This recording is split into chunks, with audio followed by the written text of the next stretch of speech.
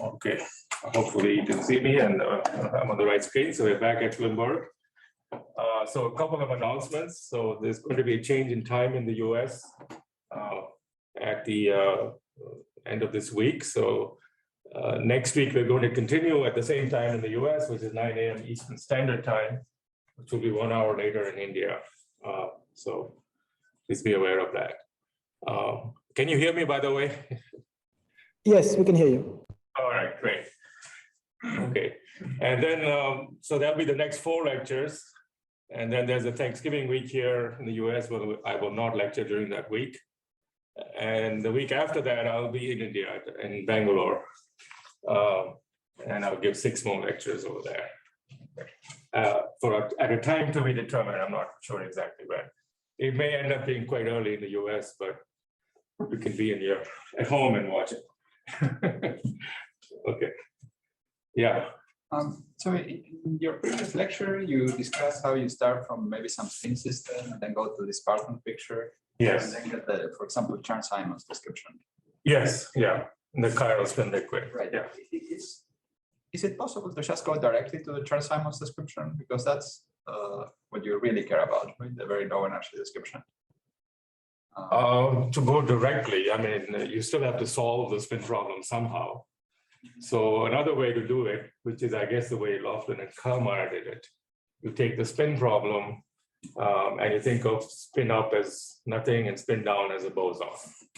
So then you can think of it as a hardcore boson problem.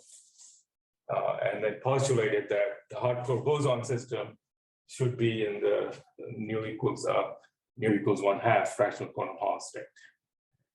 Okay. Yeah, I'm just thinking of theories like, for example, the CPN model, where you have an immersion gauge field. Right. There is a simple. Well, that is exactly what we did, right? We wrote the spin in terms of fermions. Yeah, no, I realized that, but there was the intermediate step of the partons. Well, anyway, it's just. Yeah, well, the partons.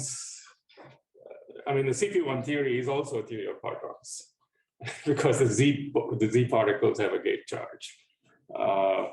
It's also a theory of partons. The physical operator in the CP1 theory, the gauge neutral operators are spins, Z star sigma Z. Those are the spins. So, okay. So we're not doing anything different from the CP1 theory, in fact. Yeah, there's no gauge in the Z's are not gauge invariant objects. So similarly here, the partons are not gauge invariant.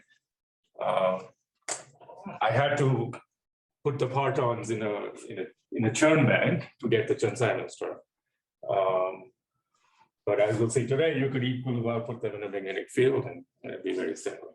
Yeah. I also have a question from last time. Yeah, this is the role of time reversal symmetry. Was it there microscopically and then was spontaneously broken, or was it explicitly broken? And if it is spontaneously broken, are there any consequences of that? Like two vacui. Answer to your first question is it can be either. It can be either spontaneously broken or broken explicitly by the Hamiltonian. It won't make any difference to the theory of the phase. That's the phase where you have of the chiral spin liquid, you get exactly the same theory in terms of the quasi-particles and all their properties and the edge state properties. But if it's been spontaneously broken, well, there is a scalar which is gapped. And that only becomes important near a phase transition. So suppose there's a phase transition where the symmetry is being restored. And then you would have to worry about the fact that the time reversal was spontaneously broken. And there will be extra fields associated with, light fields associated with the fact that you're restoring the symmetry. So that would be an interesting quantum phase transition, which I haven't addressed. You first have to decide what the other phase is on the other side that you're going to. Are there any? But if it is spontaneously broken, won't there be domain walls where you have the different vacua on the two sides without going to a phase transition? You're right. Yeah, there could be such configuration. Yeah. So that would be like going from Chern +1 to Chern -1. And yeah, then there'll be some edge states of the domain walls for sure. Yeah. Okay, thank you.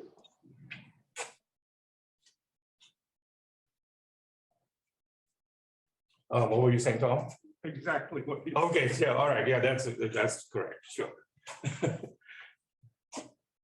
All right, so we talked about this connection and which we've just discussed. Are there any other questions on the last lecture on the Chern insulator and the chiral spin liquid? I've updated the notes on a lot of that on the website, so please download the latest version and all the details on how the Chern number is quantized and how it relates to the Chern-Simons term or the Hall conductivity are in the notes. Okay. All right, so today I want to do the establish the same connection, but in a slightly different setting. This is the setting of the quantum Hall effect. So now you have electrons moving in 2 dimensions. They're not spins, they're electrons. They're allowed to move, so there's no local constraint that they have to be exactly. In the case of the chiral spin liquid, there was a local constraint that the number of fermions on each side had to be 1. There's no such constraint. And initially, we'll just take free fermions moving in a magnetic field. That, of course, leads to integer quantum Hall states. And then we'll do a parton description and describe a few fractional quantum Hall states. And hopefully, given all the stuff we've already covered, this will be relatively straightforward, as you see, I hope. Okay, so we consider the integer quantum Hall case. I'm going to take h bar equals 1. This is important because many results are expressed in terms of h, not h bar. So always remember it's h bar, that's 1. Okay, so this is just a free particle and a vector potential. I'm going to use this particular gauge because that will be useful when we look at the edge states. So that's what I want to do today, is also explicitly show you in this case, it's a bit easier, as was shown first by Halperin, actually before TKNN, that there are chiral edge states on the integer quantum Hall system. Okay, so now we just go ahead and solve this equation. I'll be very quick about it. I presume most of you have seen it somewhere. It leads to Landau levels. So just to establish notation, we introduce something called, from the various quantities that you will see if you read papers on this topic, there's something called the cyclotron frequency, which in these units is EB over M. And there's a magnetic length, which is 1 over square root of EB, and also 1 over square root of M omega C. And then you can introduce a dimensionless coordinate in terms of the magnetic length. Y bar is Y over L. And then if you take your wave function, psi, which will have a label N, and the function of X and Y, well, since you have translational symmetry in the X direction, it can be a plane wave in the X direction. And it'll be some function phi of N and K, which will depend on Y. And this function just obeys the equation of the harmonic oscillator. So in appropriate units, d squared phi over dy bar squared. That's 1.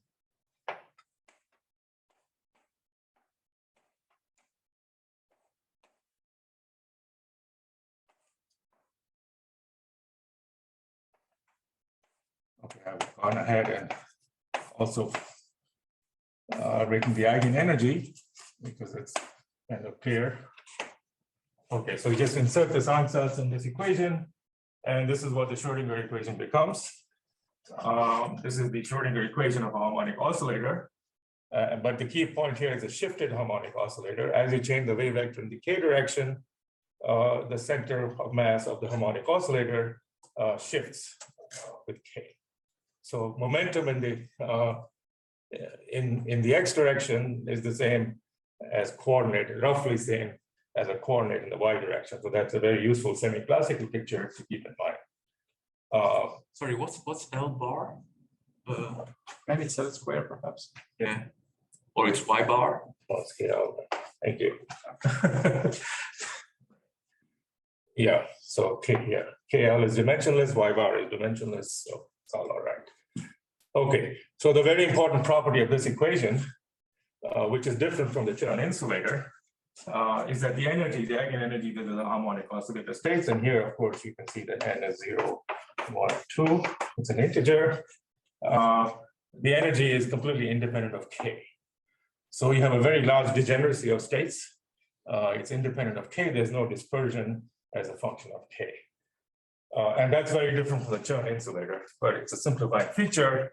But in many ways, it's also a confusing picture because it makes the band flat and things like Chern number are not so easy to define. So you can imagine a more general problem that you added a very small theoretic potential here, and then it will become exactly the same set of problems that you solve there, but that the algebra becomes more complicated and you have to learn Brock's theorem and all of that. Anyway. Okay, so then the question is, what is the degeneracy of the states? So this is the other important point. So if you take a geometry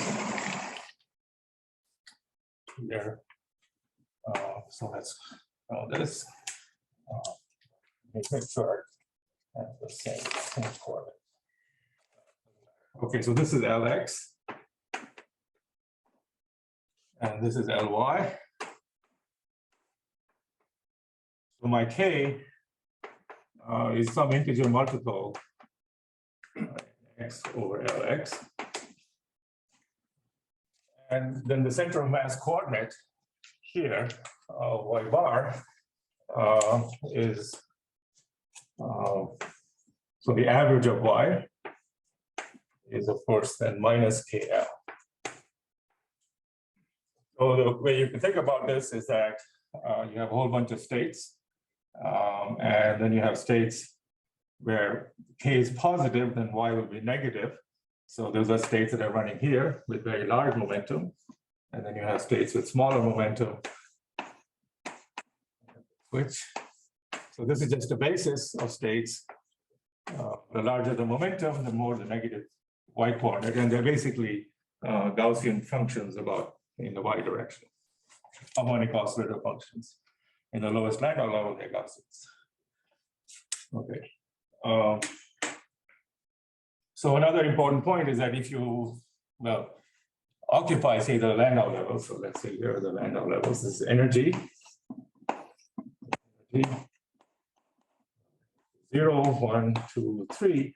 If you occupy all states in the lowest Landau level, which is the most important case we'll be interested in today, then you occupy all of these states. And in fact, at any point in the center, the net current is 0. If you just compute it carefully, and it's done in the notes, that there is no current. So if you pick a point here, you get a current from here and there, and they all cancel out. This is just a set of bases that you've chosen to describe these states. All right, so this particular basis is very useful to figure out the degeneracy of states. The question is, how many states do we have here? The thermodynamic limit. Well, so the number of states, it's easy to count. It's the number of, so the question now is, what is the maximum value of n sub x? So what distance does n sub x, what are the values, allowed values of n sub x? Well, n sub x is given from here. So we know that k minus KL, or let's say KL is between 0 and Ly. So let's just call this,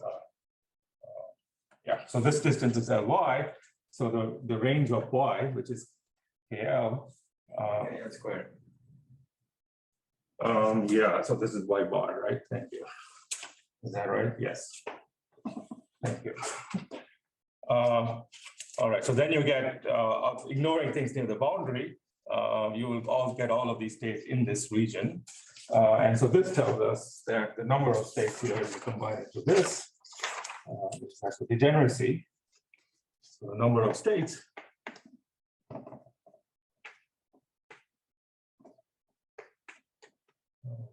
is equal to Lx Ly over 2 pi L squared. And another way you can write this in the original units is the area of the sample times B divided by phi naught. And phi naught is the flux quantum H over E.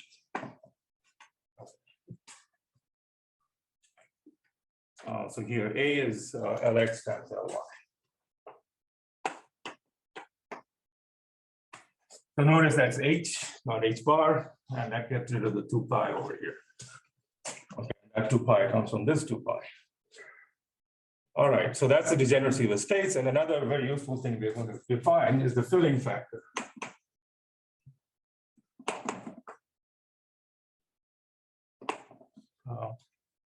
Which is, in this case, it would just be an integer. We will consider a fractional value, in a little bit. So let me make sure I get the right one. All the factors of 2 pi. This is absolutely crucial to get this right for this lecture. So I want to make sure I have it.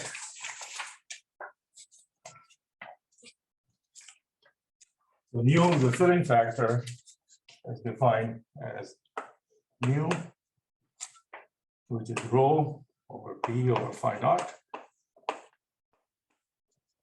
where rho is the number of electrons divided by the area, which is Lx Ly.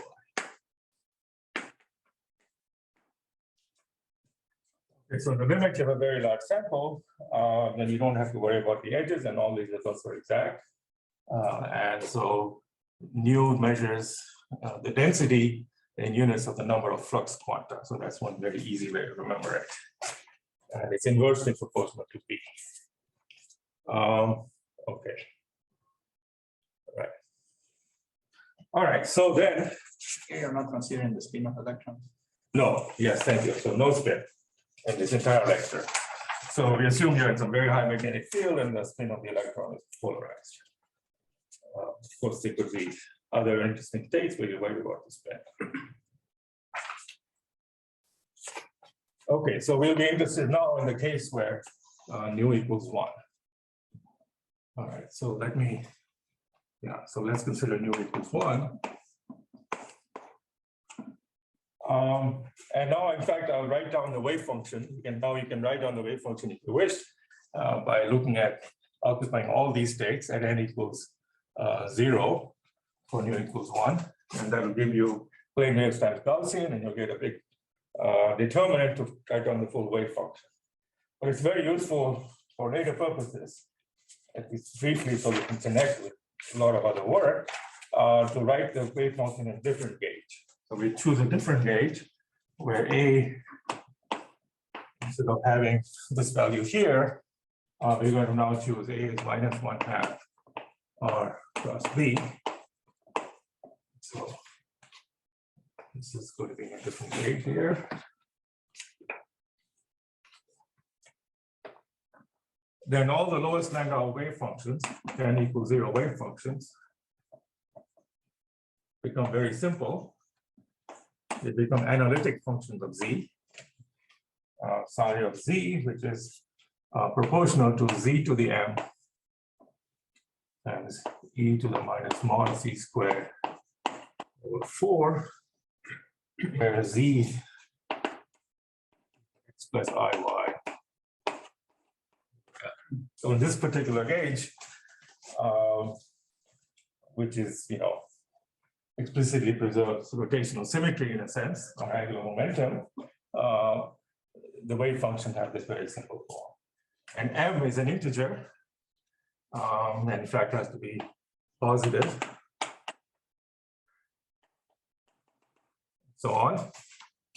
And so these are the so-called circular states. The n equals 0 is just a Gaussian, and then you take higher and higher values of m, you get states which go farther and farther and farther out. So if you fill up a lot of these states, you'll get a sample which is the shape of a disk, rather than here, which is the shape of a string. Okay. So one very interesting result here is what is the actual wave function? So suppose I fill up all of these states in the lowest Landau level. What is the wave function size at Z1, Z2, all the way up to Zn, and is the number of particles? Well, each particle will give you the same factor here, So we don't worry too much about that, but they have to have different values of M. So the answer will be the Slater determinant, it will be product on I e to the minus zi squared over 4 as the determinant of, 1, 1, 1, 1, 1, Z1, Z2, Z3, Z1 squared, Z2 squared, and so on. And that's the determinant to fill in the lowest n m values of these single particle states. Okay, so that determinant is called a van der Waals determinant. It has a very simple expression, which will be, of course, much more useful in the fractional quantum Hall case. So you can just evaluate that determinant and write a much simpler expression for it.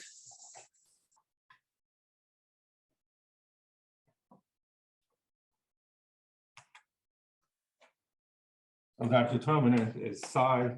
So this is at mu equals 1. The wave function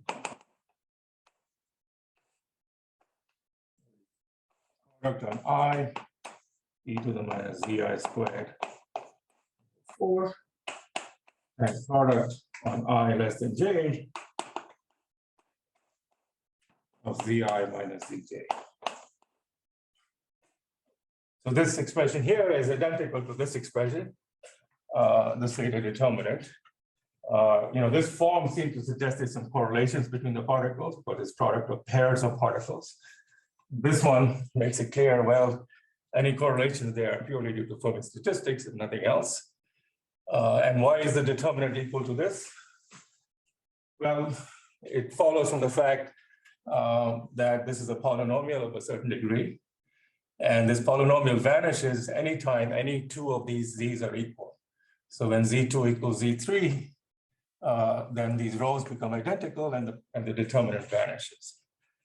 And if you just count the degree of the polynomial, which vanishes at those points when any pair of points is 0, then this is the unique polynomial that has that property. All right. I'm a bit confused. So this is the wave function for what? For n electrons or Yes, n electrons. or n times m. No, they have n electrons. There may have been too many n's here. N is the total number of electrons. And each electron is n equals 0, and that's some value of m. That's right. So the electrons are from m equals 0 all the way up to m equals n minus 1. So this wave function, if you actually look at the density of particles, so you look at the density, average value of the density, for this wave function, you can compute it on a computer if you wish. So it's of course angularly symmetric. It has looks something like this. It's essentially flat here. The density here is rho, but it has an edge. And at the edge it goes very exponentially down to 0. So that takes a little work to prove it, but it can be proven. Take the modulus square of the wave function. This becomes the statistical mechanics of a Coulomb gas in 2 dimensions with log interactions, which is the Coulomb interaction 2 dimension. And from properties of the electrostatics of charges in 2 dimension, you can prove this as well, that this wave function, even though it doesn't look it, is actually a state of uniform density, except right near the edges. Okay, so this distance here, well, it's whatever the distance you need to, we call this r, then pi r squared times n, not pi r squared times the density must equal n number of particles.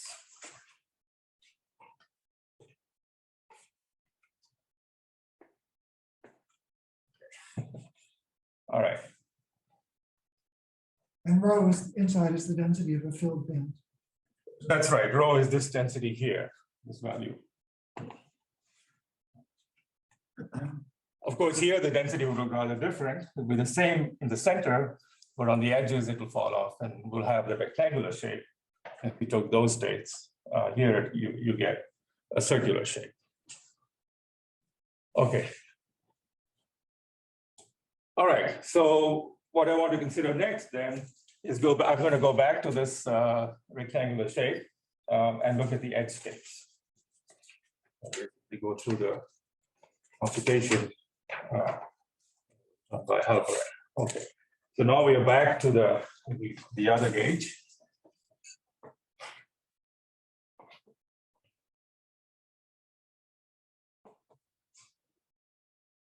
So we're back to the gauge. A equals minus By and 0. And I'm going to consider the Hamiltonian, H is equal to minus 1 over 2m.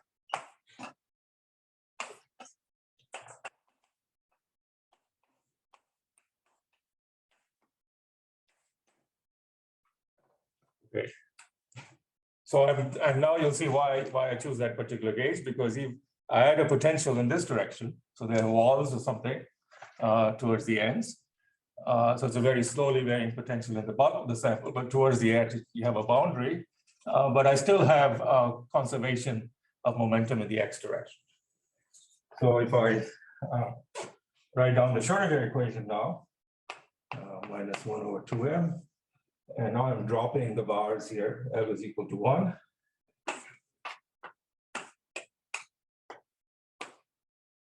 State m plus, I'll have 1 over 2m of k plus k is the moment in the x direction plus by squared as we had before, but we now just add on the potential v of y. Phi will be some Eigen energy which will now depend on k times phi n of phi. Okay, so this is still a one-dimensional Schrodinger equation, and you could have taken v of y equals just a quadratic function of y, and it's still solvable. You can do that, but let's just look at some general features. So what this En of k looks like.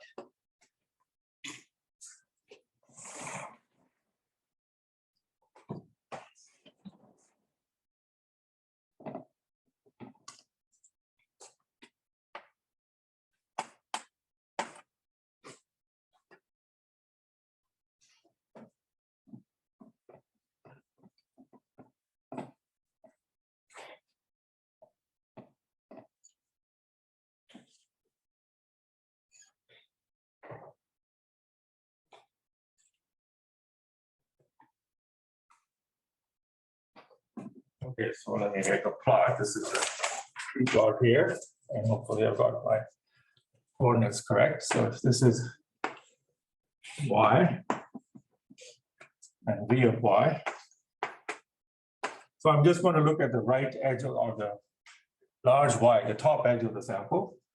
No, my y was in this direction, wasn't it? I forget.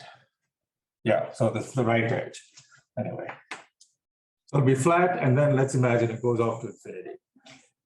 And somewhere here, maybe I'll choose my coordinate y to be over here. So that's what v of y looks like. Okay. So here I'm going to plot the Eigen energy.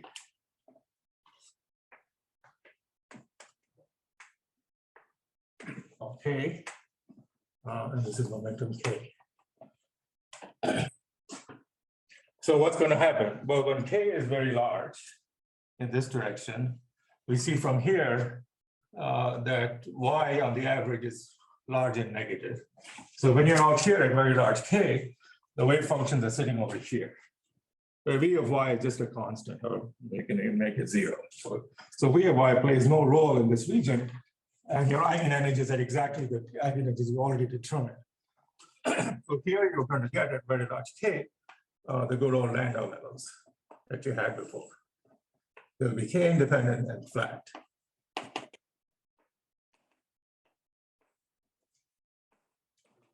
Why? What happens at large k? Why can we look at y's that are large and negative? So we're looking here. Okay, let's go back here. For y large and negative, it's just v of y is 0. Okay, so now you're going to have to solve this harmonic oscillator equation, and the wave functions of the harmonic oscillator are centered where this is 0. And that's centered at K equals minus By, which is, since Y is large and negative, it's K is very large. Okay. So if you're sitting here in K, then your wave function is some sort of Gaussian here. And it doesn't care about the fact that V of Y is going to go up. So as you decrease your values of K, and you come down to smaller K, this Gaussian is going to come here, here, here. And now you can see it's going to go up and the energy is going to become K dependent. So as you decrease your K, you approach the edge of the sample and your energy goes up. Okay. So that's really all there is to it. So all of these things will go up in a way that roughly mirrors the increase of V of Y.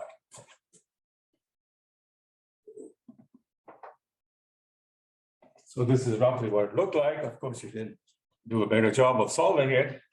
And you get these states here that move on up as K becomes smaller and smaller because you're hitting the edge of the sample in the Y direction. Okay, is that clear? All right, so now still dealing with free electrons. We started in a state where we fill the lowest Landau level in the infinite sample, but we have some chemical potential here. This is our chemical potential mu, and we're filling all states below that chemical potential. So what we see now, so these states are all occupied. These are the low energy state. All these higher end states are not occupied. But now we see something very interesting. In the bulk of the sample for large K, which is the same as sitting over here, there's a gap. Now to create add any extra electrons, I have to go all the way up to the next Landau level. But as I approach the edge, well, I have a Fermi point, and I have a zero energy excitation. So I have a low energy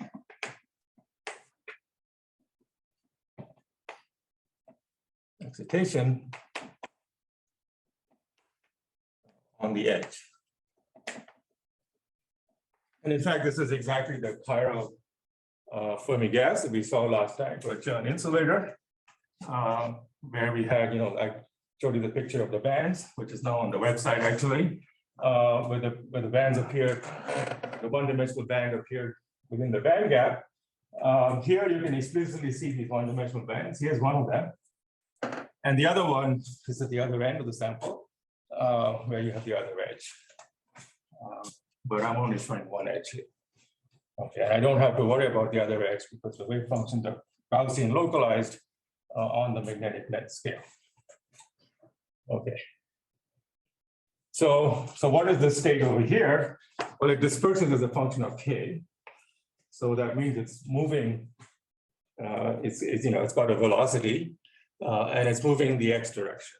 Okay, so if I draw my sample again, so I think this was Y. Yeah, this was the Y direction, this was the X direction. So I have a state on, so what I hear, let's see if I get the sign right now. So this thing has a velocity that's negative as K increases. So, and this is on the right edge. So that means the thing is flowing this way. I have a state over here going this way. And on the other edge, I'll have a state going the other way. So this state over here is a bunch of wave functions that are moving in the negative X direction on the positive Y end of the sample. And similarly, in the other edge, there'll be a bunch of states moving in this direction. Okay. So I can now very easily write down a theory for these edge states. So Lagrangian for edge states.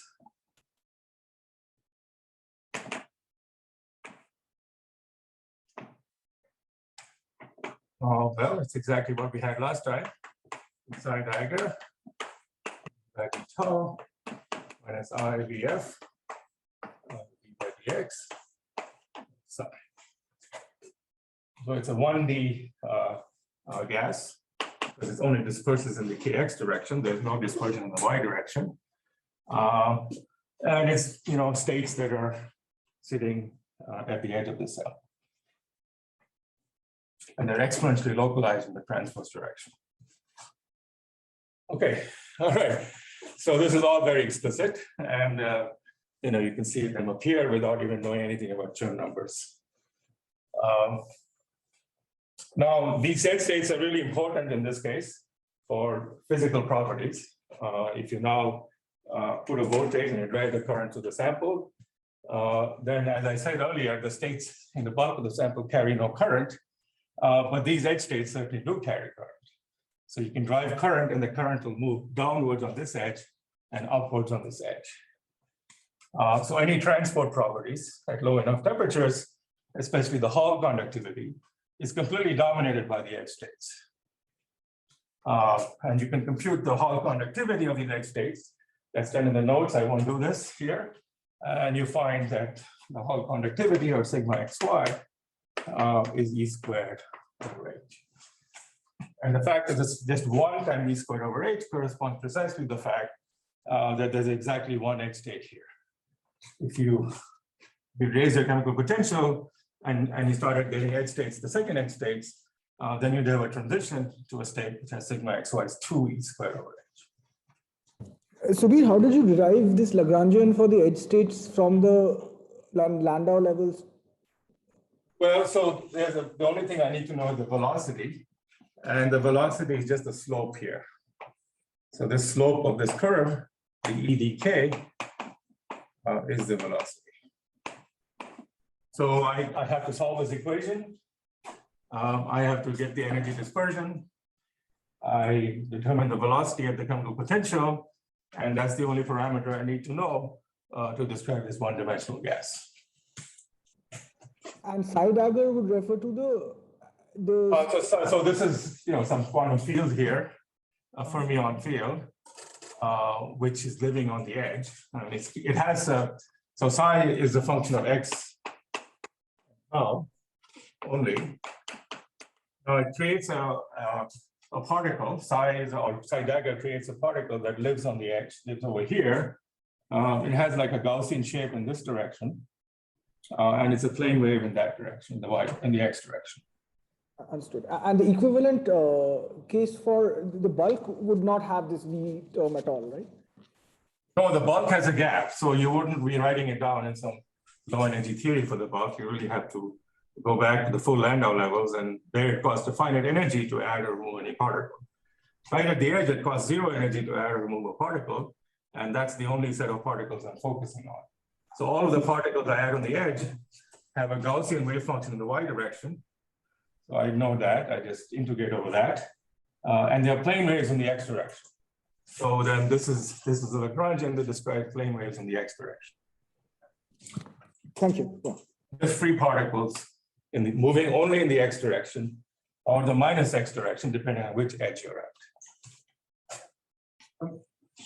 Yeah. Two questions.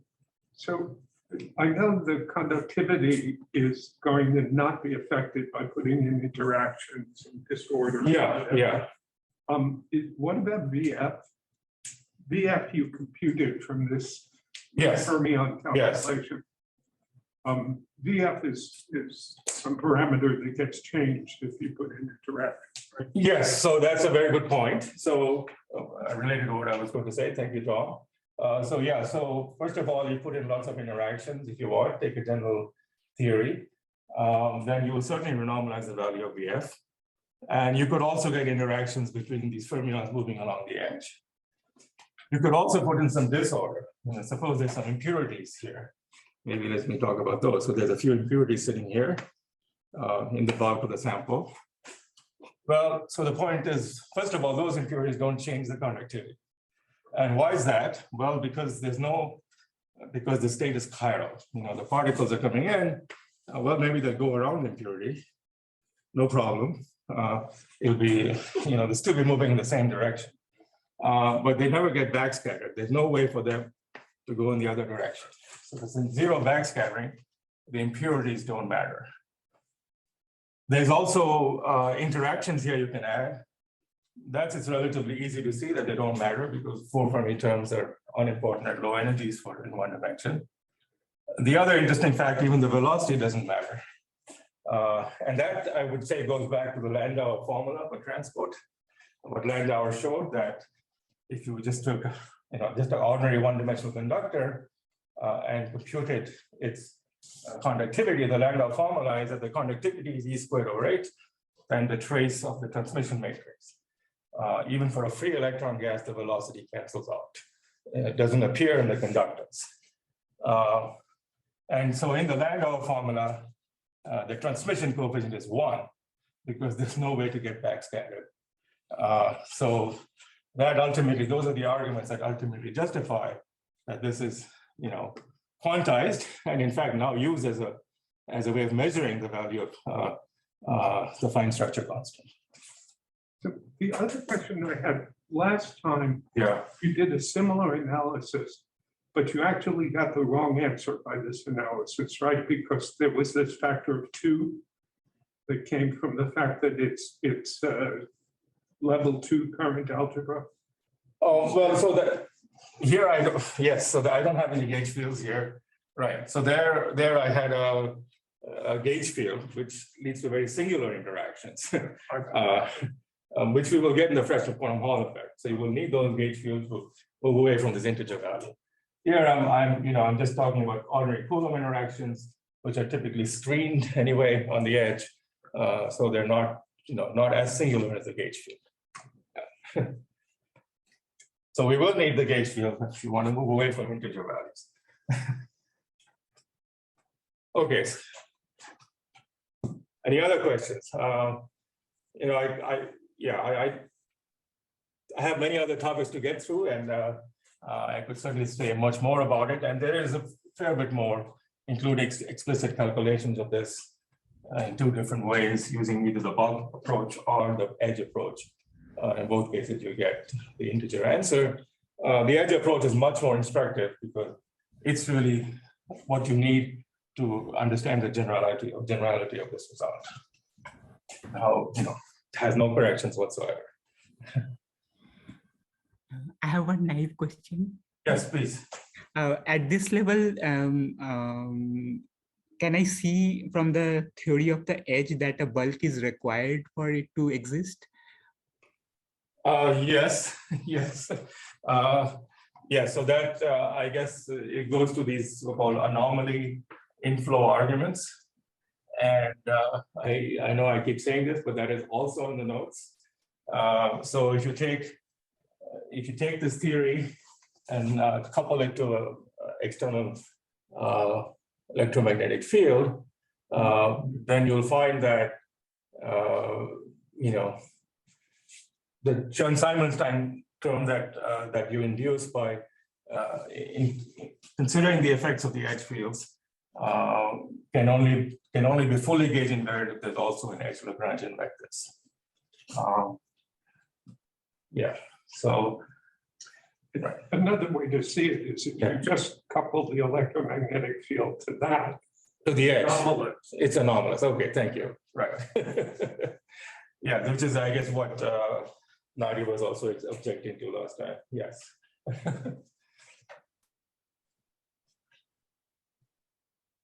Okay. All right, so now I think that's really all I want to say about the integer quantum Hall effect. And now we can jump ahead to the fractional quantum Hall states. Any further questions? One small clarification. Yes, please. It's a more of an intuitive question. The way you derived it, it looks like the current really flows on the edge. Yes. But it also needs the other edge, the bulk. So is there a sense in which the current flows also in the bulk, or is it always the case that it's only on the edge? It's always on the edge. I mean, you can measure the current. People can come in with various probes and see what the current is, and you can see it's only on the edges. Yeah. So there are states in the bulk that, if you take any given state, you'll see there's some current. But when you sum over all of this occupied state, the net current is 0. I see. Thank you. So, and in fact, the Hall conductivity is, to drive a net current, you have to have the current here is not exactly equal to the current there. So there's a difference, and the net current that you will be driving the sample is the difference of the left and right currents. And from that, and using a few general arguments, you can then see why there's a Hall voltage that will develop in the other direction. So that's why the linear, in the end, the linear conductance of this edge theory is in fact related to the Hall conductance of the whole bar. So yeah, there's a lot of literature on that with using the Landau-Whittaker approach to all of this, and that's essentially exact. All you need for that is the various leads on your sample, and at very low temperatures, the transmission coefficients of all the edges. Of course, you can get, in some cases, in the fractions quantum Hall states, very exotic edges, which are non-trivial conformal field theories. And yeah, so we'll get to those in a minute. Can you please say briefly what does one mean by an anomalous theory, or what does anomaly mean? I'm afraid I can't, because I can't be brief, but the more important reason, I'm not sure I understand it well enough to talk about this. Maybe Tom or Nadi want to attempt an answer to that.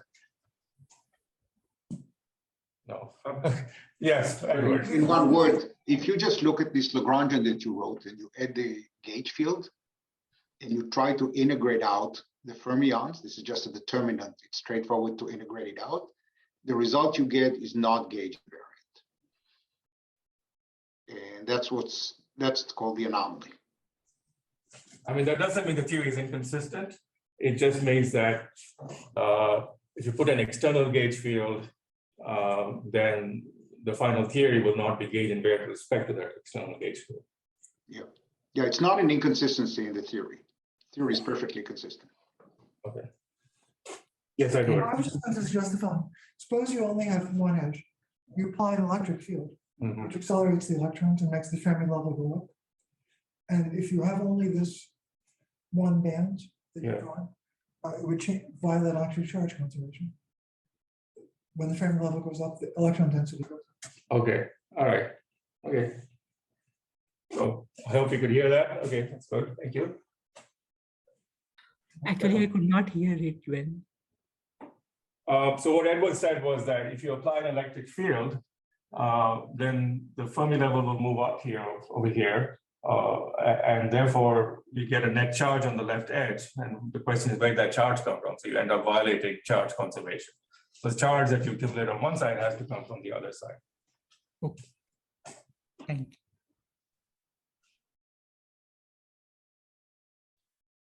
Okay. Right, so now let's just jump ahead to the fractional quantum Hall effect.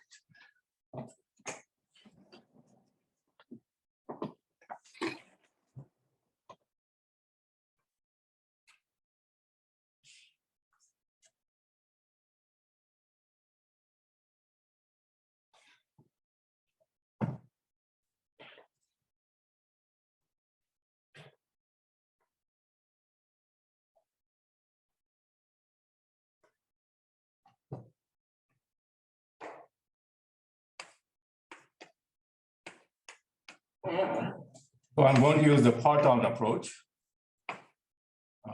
And this was, in this context, rather explicitly discussed by Jane very early on, 1989 already, around the time he wrote down the famous Jane states, which we'll also talk about. But strangely enough, it hasn't been used much in the literature since then. With the benefit of hindsight, I think this is the cleanest way to do a lot of things. Much of the condensed matter literature uses flux attachment transformations and dualities, and they can be highly confusing and often are not entirely correct. But this one, at least formally at every stage, is well defined. And it does actually give you a very compact description of the important quantum Hall states, particularly most of the ones that have been observed. So let me just discuss it. So what we're going to do, we're going to take our electron operator, which I'll call C and no spin here. And I'm going to decompose it into three fermions, the partons, which I'll call psi1, psi2, and psi3. Okay. So you can imagine putting this on a lattice. So you can put a site index if you want. Eventually, I'll just work in the continuum. And this is just a very simple thing. On each side of the lattice, I have two states. I have the empty state, and I have the filled state with one electron in it. And that I'm going to just equate here also with the empty state. And this state I'm going to equate with psi1 dagger, psi2 dagger, psi3 dagger. So now if you really had three partons, then their independence, so the total number of states in my Hilbert space is 8 on each side. I'm going to declare all the other states to be illegal and demand that these are the only two legal states. Okay. So you could it's sort of like a repetition code. You're representing 1 by 1, 1, 1. That's all. And all other states are not allowed. Okay. So if you want to get this, these two states only, then you have a constraint, and the constraint is very simple. Psi dagger 1, psi 1 equals psi dagger 2, psi 2 equals psi dagger 3, psi 3. So if I impose these constraints exactly, then I will exactly restrict my 8 states in the Hilbert space of the 3 partons to these 2 states. These are the only 2 states that satisfy both constraints. So I only need those 2 constraints. There are also other constraints which are implied by these. For example, like psi 1, psi 2 equals 0, or psi dagger 1, psi 2. So these are implied by these, but if you may want to impose them explicitly, in particular, you can see that there's a certain SU3 symmetry here, and if you want to make everything SU3 invariant, then you probably want to impose those constraints too as you go along. But we're not going to bother with that because just imposing these 2 constraints is sufficient. And so let's just stick to that. And we're going to only work with U1 gauge field as you might expect, rather than SU3 gauge fields. But if you insist, sometimes you could work with SU3 gauge fields, and then you can get even more exotic states that could be important for certain non-abelian states if you care about them. But at this point, let's just stick to the U1 case. So now the point, of course, here is that if you have this constraint, then you have a gauge symmetry, just like we had for the spins. So I now have 2 U1 gauge symmetry, U1 cross U1 gauge symmetry.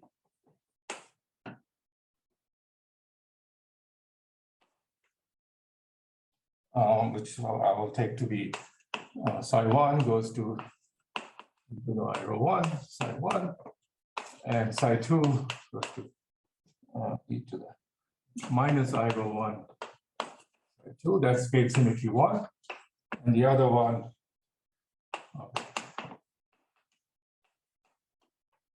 And here will be psi 3.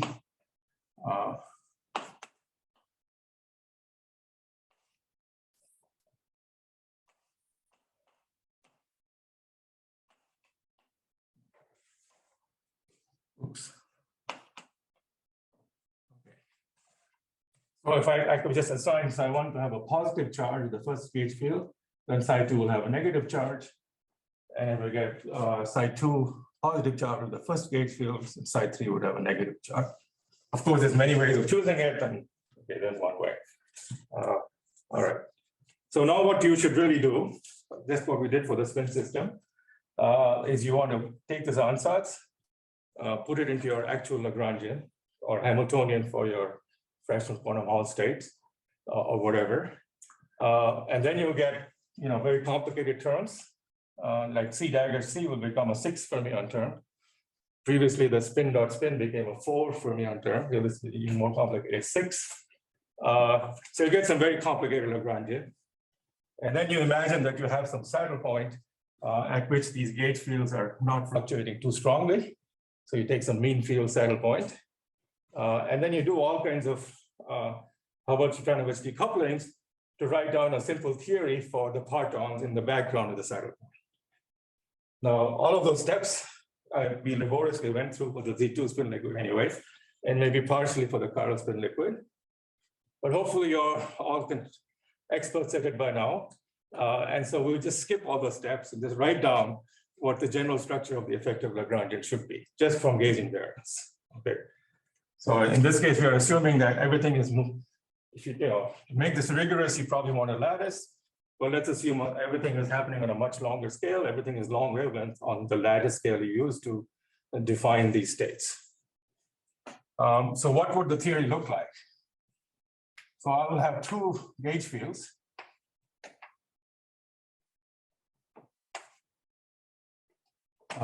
Which let me see. Since I can use it in a minute, what did I call that? Okay.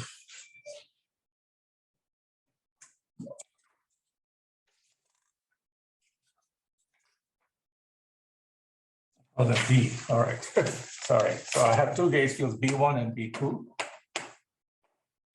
That's unfortunate notation, but small b will refer to gauge fields and big B will refer to magnetic fields. Okay. So what would the theory look like? So you would have, let me just write on the spatial terms. So the most important one. So we'll have B dagger 1. Oh, sorry. Psi dagger 1 over some coefficient times grad minus, so psi 1 has a charge, so minus IB1. And let's put the external field on to act fully on psi 1. It's up to you where it acts, but let's put it on psi 1. And then I'll have psi dagger 2 of grad plus IB1 minus IB2 psi 2. And I have psi dagger 3 of grad minus IB3, B2, sorry, of psi 3.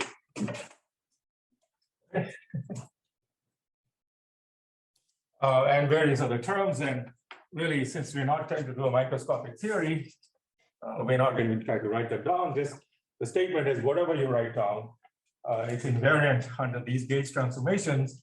And of course, the gauge transformation B1 goes to B1. And I want to get the sign right. Minus, I guess, minus grad of rho 1. And B2 goes to B2 minus grad of rho 2. So you have these gauge invariances here, and this gauge invariance here, and you just write down all possible terms consistent with these gauge transformations. So here what you're saying is no matter how I distribute the real charge among those three sides, you can reabsorb it into the B fields. Correct. There's that we can redefine your B1 and B2 so that you can put the charge anywhere you want. Yeah. So I just chose to put it there. Yeah. You can put. I don't want to take fractions. Well, because these are compact gauge fields, in some cases that's important. So you don't want to put factors of 2. But with the external gauge field, you could take fractions, but even that's a little uncomfortable. So if you don't want to put A over 3, A over 3, A over 3, then you have to keep track of, the flux quantum. It's become a little more careful. So it's better to put it in one place. Okay. All right, so this is our theory, or this is just a general theory of electrons in any dimension. I mean, so far I haven't made any particular specialization. You could do this whenever. You could always do this for any system. But of course, the question is, when is this a useful thing to do? When is this particular fractionalization something that's likely to happen? And I suppose that's probably why the Poton method has been used as much. It's very powerful, but it doesn't tell you when it's good to use it. Other methods are numerical methods, somehow motivated from particular Hamiltonian. But once others have motivated or experiments have seen a certain state, you can just go ahead and figure out what's the right Poton description that will give me that state. So when do we use this? So we want to use this in the following situation.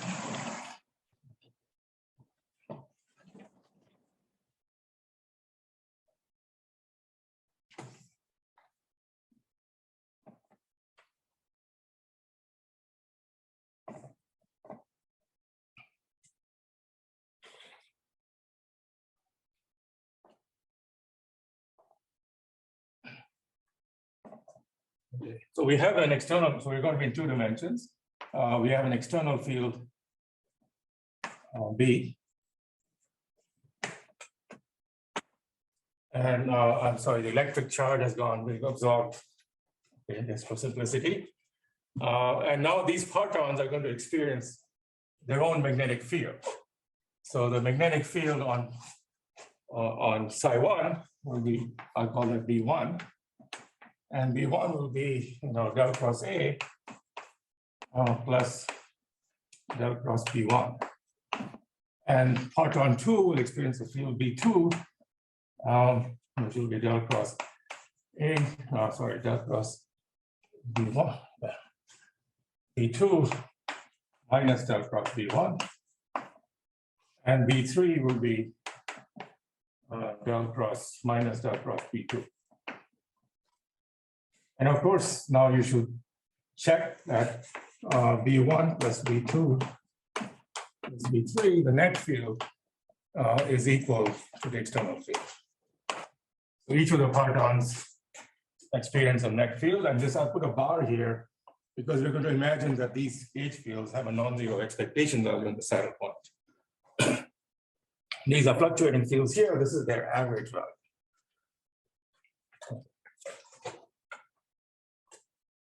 Okay. So when should this be useful? Well, when it's useful is if the parton fluctuations are weak. And so when will the parton fluctuations be weak?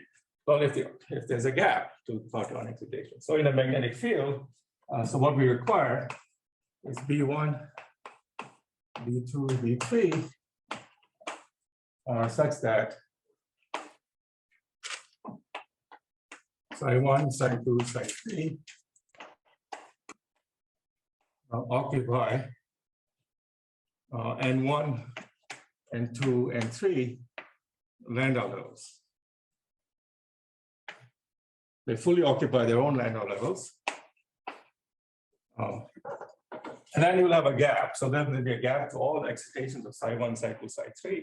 And there's a hope that this very drastic decomposition is like at least stable. There's no gapless excitation anyway. You may have to worry about other things, but this is a good starting point. So what is this? So what does this imply? So now let me make sure I get this right. The density of the electrons is the same as the density of all 3 of them have the same density because of the constraint. This constraint right here. The density of the electrons is the same as density psi1, psi2, psi3. So the filling fractions of each of them, so 1 over nu is equal to, where did it go?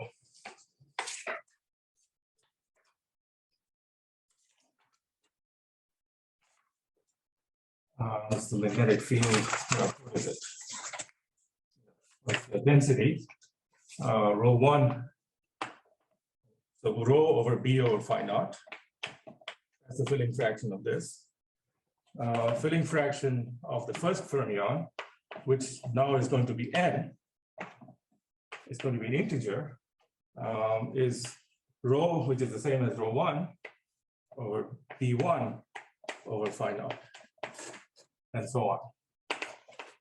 B2 will be an integer n2, which will be rho over B2 over phi naught, and similarly 2 goes to 3. Okay. So I have this equation here. I have these equations here, and you combine them, and you get a very simple expression. Sorry? The first one is new, 1 over nu. Oh, thank you. This is new.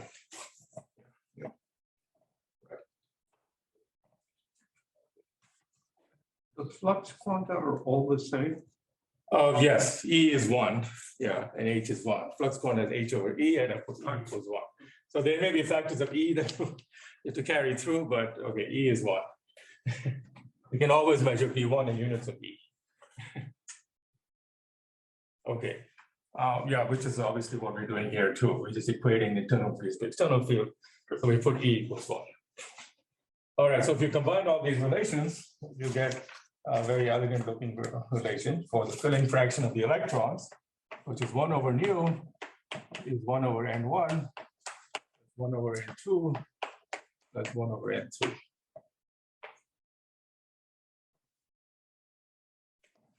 So for this 3-photon construction to work, n1, n2, n3 are positive integers. In fact, they can even be negative if you put the field in the other direction. We won't consider that. Then this is the special filling fractions. And these are, special case of what I call the Jane fractions.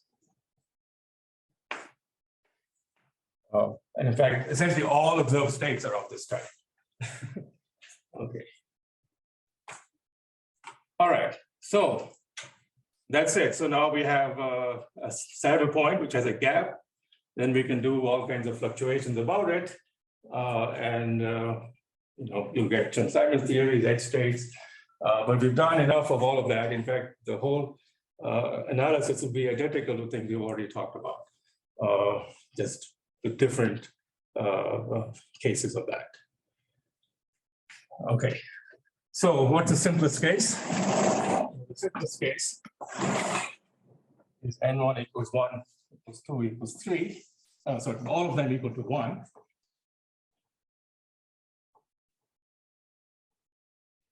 Is there a simple formula for the Chern-Simons levels in terms of these integers that you? Yes, but I'm not going to do it right now. So it's a bit of a mess. I think I've only done a special case. So we're going to look at the case. First of all, the most important case is n1 equals 1 equals n2 equals n3 equals 1. When of course nu is 1/3, that's the famous Laughlin state. And now, if you go back to the beginning of the lecture, I can write down the wave function of this state. So the wave function of the electrons, so this is the capital psi of Z1 to Zn, is the product of 3 wave functions. It's the product of, let me say, a wave function of psi1, and this will have some coordinates, let me call them W1. And similarly for the other ones, the product is outside. Wave function.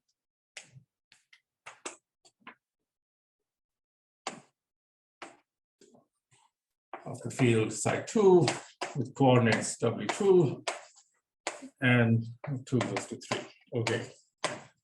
Now, what are these wave functions? Well, these wave functions, we already know that was the simple Landau level. So this is product of Wi minus Wj. Let me not worry about the W1i minus W1j. And this will be product on W2i minus W2j. And this will be product of W3i minus W3j. This is the fully filled Landau levels, the van der Waals determinant. And then you have a constraint that the densities are the same. So we have the constraint that Zi equals W1i equals W2i equals W3i. That's the original constraint that you had. Then we started out the proton construction. And of course, then this is the famous Landau Laughlin wave function.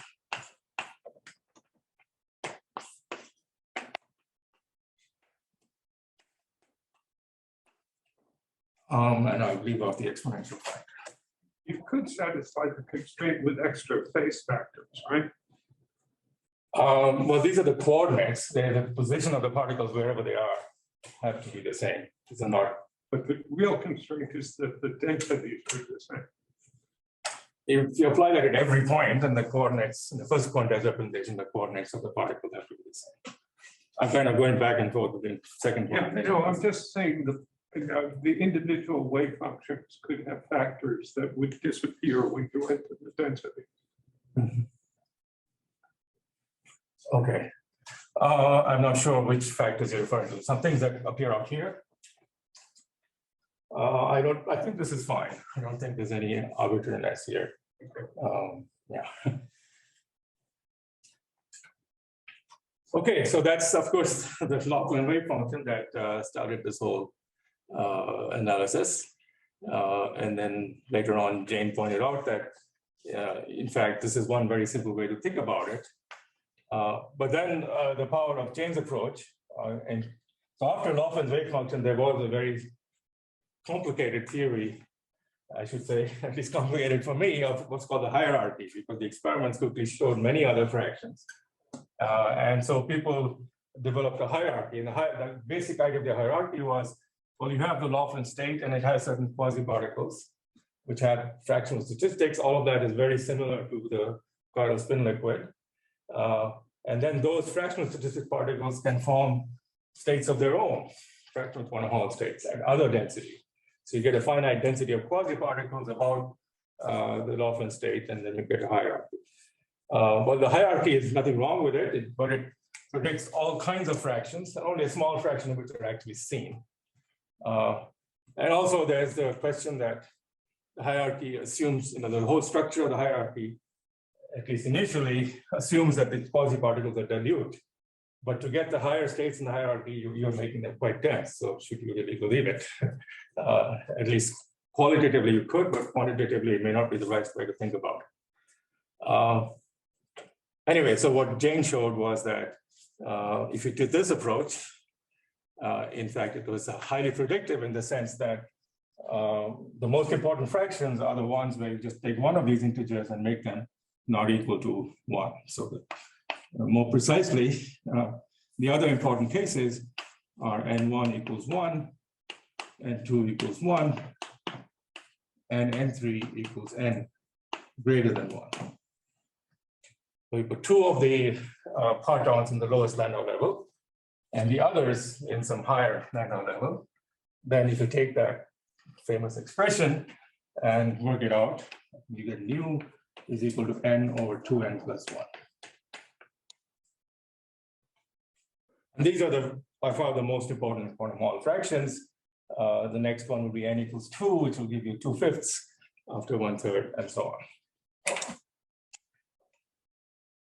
Okay, so how much time I have? So probably I'll have to say a bit more next time. So now there's and to get nu equals 1/5, do we go to 5 partons, or do we get it with the 1/5? Yes, 5 partons, but that's a relatively hard fraction to see. It's pretty close to a Wigner crystal. Most of the ones that the experiments are around nu equals 1/2. Yeah. Yeah, but in principle, right. this also has its plethora of possibilities. But what's nice is that the very simplest possibilities. The 3 is the smallest thing you could do. And you can go to 1, then there's nothing to do. 3 is the smallest allowed number. And you just make one of them greater than 1, that's sufficient to give everything. So there's a certain economy here. But of course, it's in fact, all of the states in the hierarchy can also be obtained by this approach. Yeah. Yeah.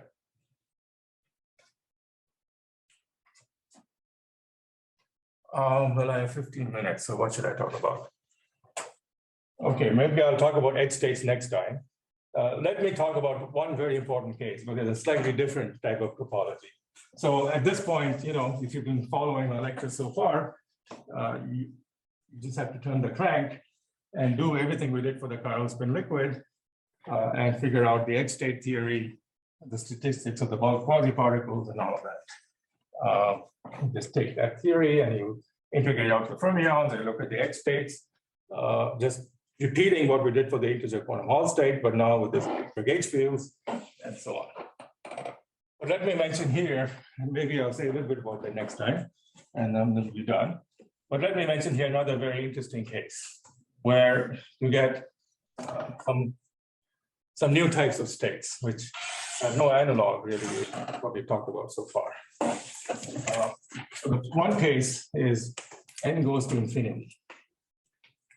Suppose I take the n goes to infinity limit. And so your nu then becomes 1/2. So what this means is that the psi 3 fermions occupy N3 infinity Landau levels.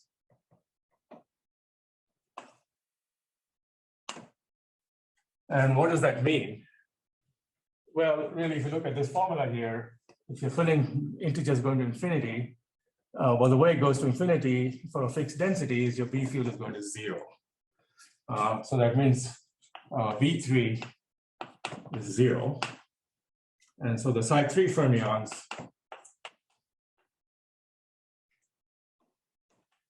move in 0 field.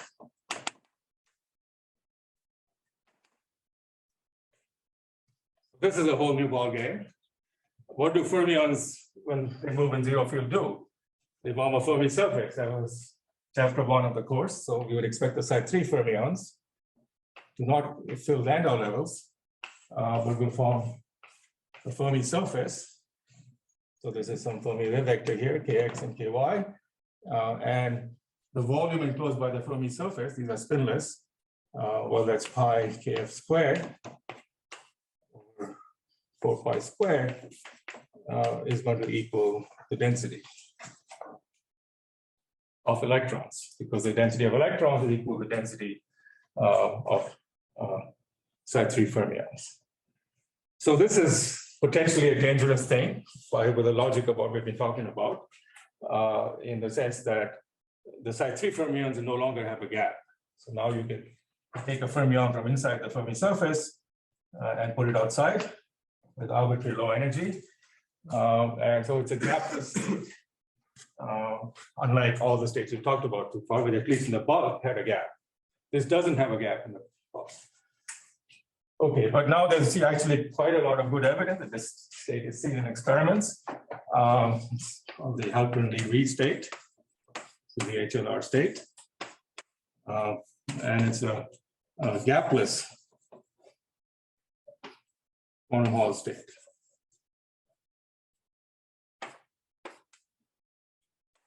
So the whole procedure of edge states and so on doesn't really quite work here because you have gapless excitations in the bulk.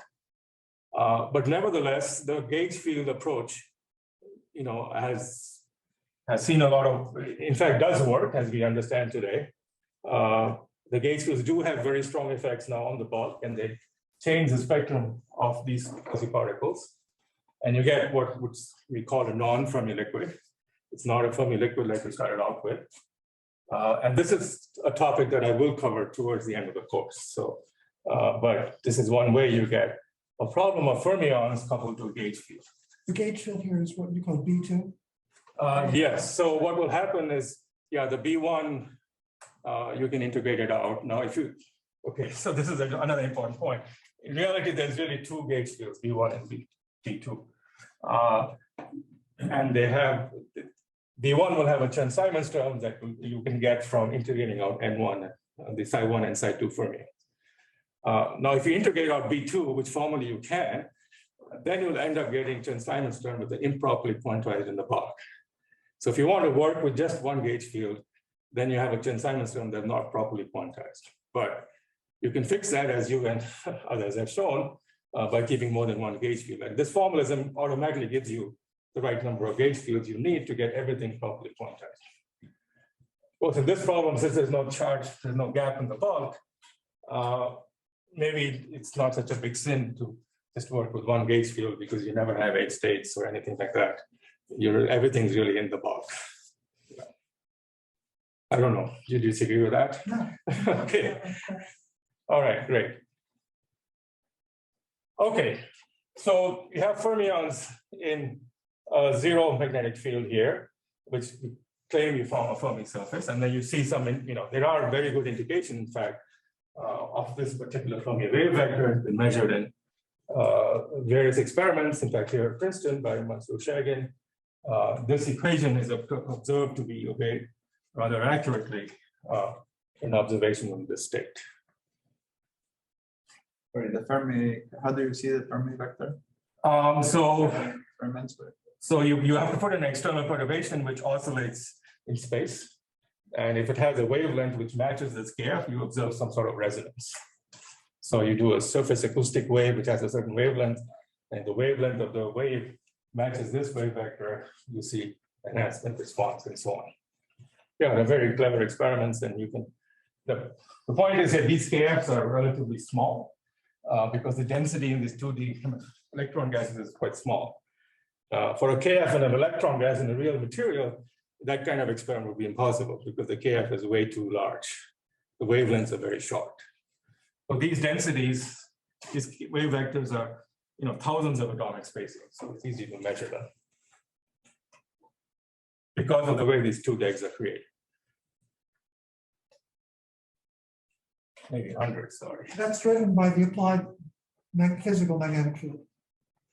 Yes, but also the way you create these two DEGs is by doping gallium arsenide, and the dopant density is rather low. It's a very small set of dopants, so the density of the electron gas is small, and then you need that also to fill an integer number of Landau levels, because if you took electronic densities that you would get in a crystal like cuprates, I think you would need hundreds of Tesla. No one can achieve those to get anywhere close to the quantum Hall regime.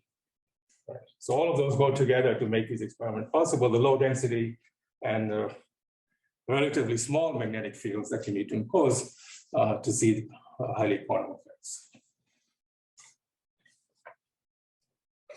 Did I understand? Yeah. You said that the Fermi liquid picture of this state is not exactly correct because the interactions are important. Absolutely, yeah. But so that's right. So that's a good question. So what do I mean by a Fermi surface? Well, we introduced a Fermi surface for a free electron gas as a jump in the momentum distribution function. Then we found it's also specified for an interacting gas. It's just the size of the jump becomes smaller. In this case, there is no jump in the electron momentum distribution function, but there's a kink, there's a non-analyticity. So what happens is that, roughly speaking, the gauge fields leads to a breakdown of the quasi-particle idea in energy space, sort of like very much like the SYK model. You get no quasi-particle excitations, but nevertheless, they're sharp in momentum space. The idea of a Fermi surface is still well defined. Because what happens is you have these excitations which are not well defined, but they do have a definite charge. They're either quasi-particles or quasi-holes. And the locus of points in momentum space where your excitation change from quasi-hole-like to quasi-particle-like is the Fermi surface. Even though there are no particles, the Fermi surface is sharp. Yeah, this is going to be a topic that I will say much more about. Oh, you're very good. Yes, that's why I want to move on to other things to eventually get to this. Yeah. I once heard that this state is supposed to be described by a free massless fermion. Is that maybe? No, well, I mean, you can make an approximation and just treat it as free, but no, ultimately the quasi-particles are, okay. Right, it's a statement that it was some CFT and that the CFT was that of a free fermion. Maybe I'm just remembering. No, I don't think so. This is definitely the closest thing to this is an SYK. The closest thing to this is an SYK model, actually.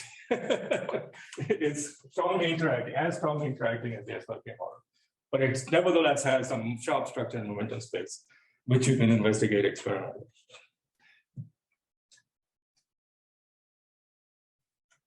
Okay, well, I guess I will have to talk more about it. So what I wanted to talk about next, which is also a lot of fun, but it's something we can do next time. So another possibility for fermions, so we go back to the beginning of the course. We said fermions form a Fermi surface, great, but what else do they do? Well, they form superfluids, superconductors. So what can happen in this case is that psi 3 fermions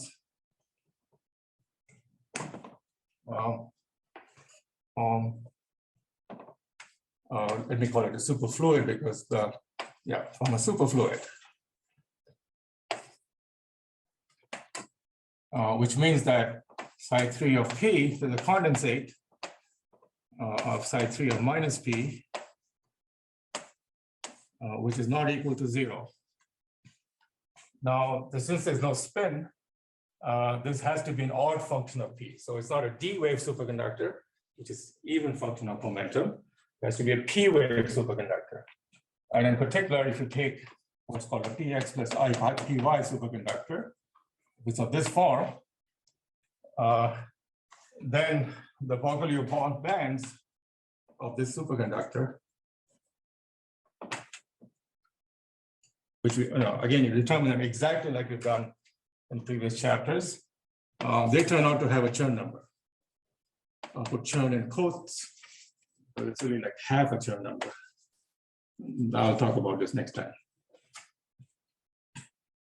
So now you get a different type of topological state where you have pairing of these fermions and the bands have a Chern number. And that's what leads to a non-abelian state, in this case, the Moree state. Okay, and you can get, again, you put this in and you just go through all the tricks you have learned, you will get all the right properties of the Moree state.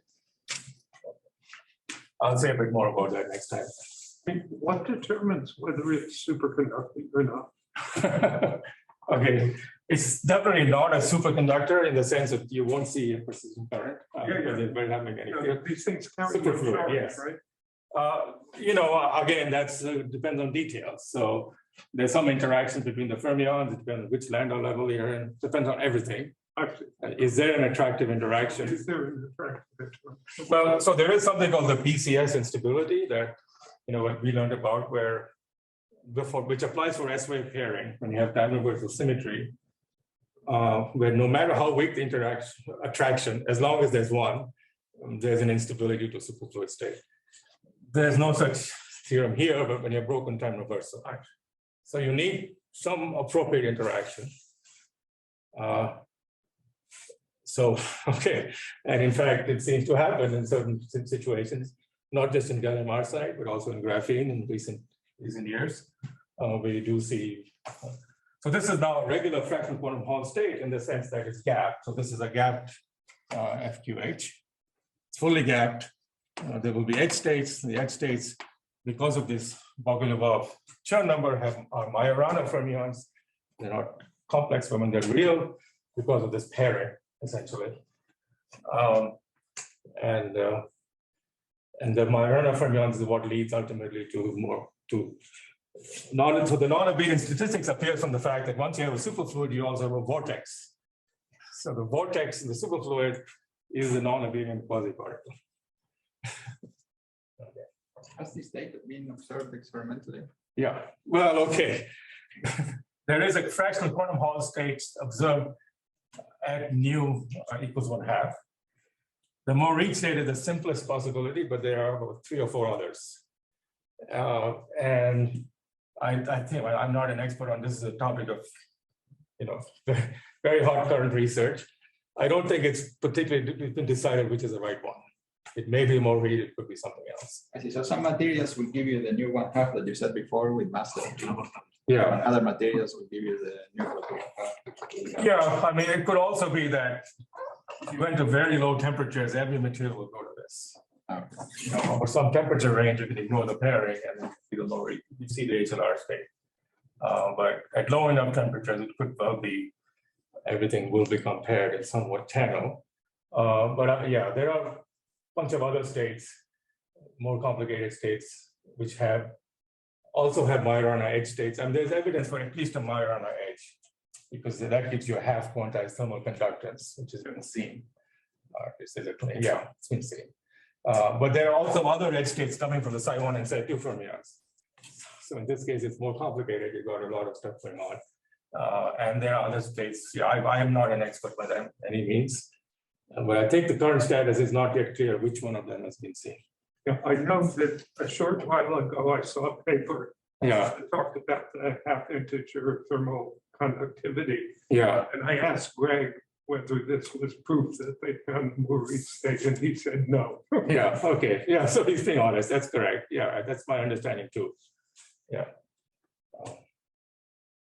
There's also analogs of the pairing in spin liquids, where you take a Z2 spin liquid and you pair this epsilon particles in this P plus IP state. And that's the Kitaev non-abelian state, which is similar, but its edge states are slightly different. Yeah.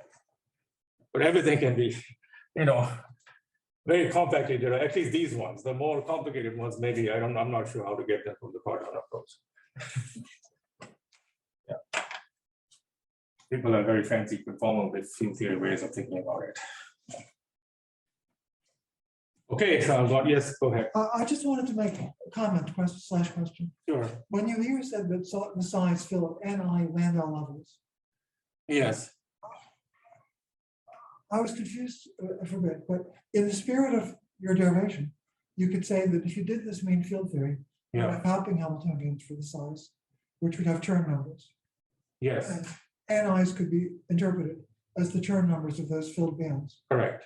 And Yes. then that would answer Tom's question about what the Chern-Simons levels are, because we would deduce them in precisely the way you said the other day, from the numbers of filled bands and from the gauge fields that couple to each species of fermion. Yes. Yes. Sure. I think that's correct. But I guess I was thinking about, well, what if you get to some physical response? The actual quasi-particle statistics is a bit more complicated, and how they couple to the external magnetic field and so on. Yes, but yeah, I think you're right. Yes, sure, you're right.